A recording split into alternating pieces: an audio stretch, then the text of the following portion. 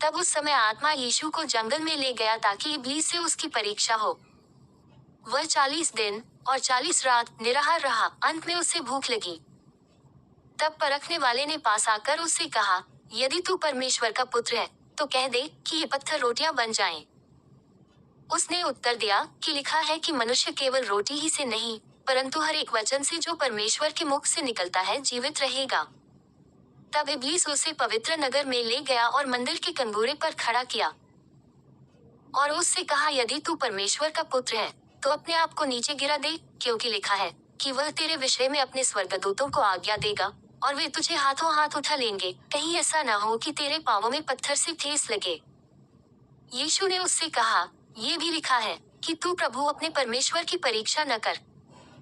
फिर शैतान उसे एक बहुत ऊंचे पहाड़ पर ले गया और सारे जगत के राज्य और उसका विभव दिखाकर उससे कहा कि यदि तू गिरकर मुझे प्रणाम करे तो मैं ये सब कुछ तुझे दे दूंगा।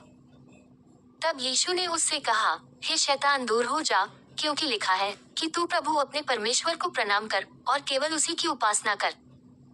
तब शैतान उसके पास से चला गया और देखो, स्वर्गदूत आकर उसकी सेवा करने लगे।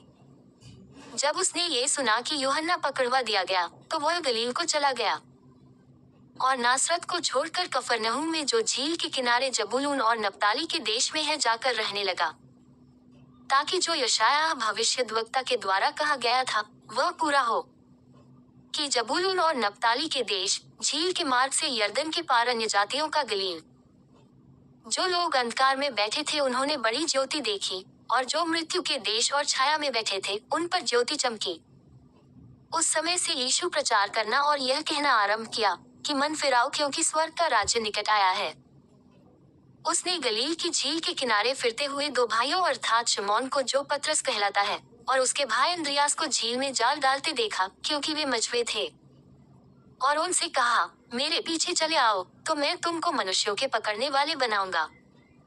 वे तुरंत जालों को छोड़कर उसके पीछे हो लिए, और वहां से आगे बढ़कर उसने और दो भाइयों अर्थात जब्दी के पुत्र याकूब और उसके भाई यूहन्ना को अपने पिता जब्दी के साथ नाव पर अपने जालों को सुधारते देखा और उन्हें भी बुलाया।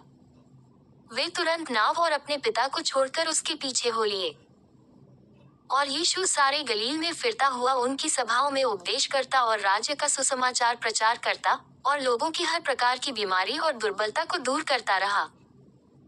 और सारे सूर्या में उसका यश फैल गया, और लोग सब बीमारों को, जो नाना प्रकार की बीमारियों और दुखों में जकड़े हुए थे और जिनमें दुष्टात्माएं थी और मिर्गी वालों और झोली के मारे हुओं को उसके पास लाए, और उसने उन्हें चंगा किया। और गलील और दिकापुलिस और यरूशलेम और यहूदिया से और यरदन के पार से भीड़ की भीड़ उसके पीछे हो ली।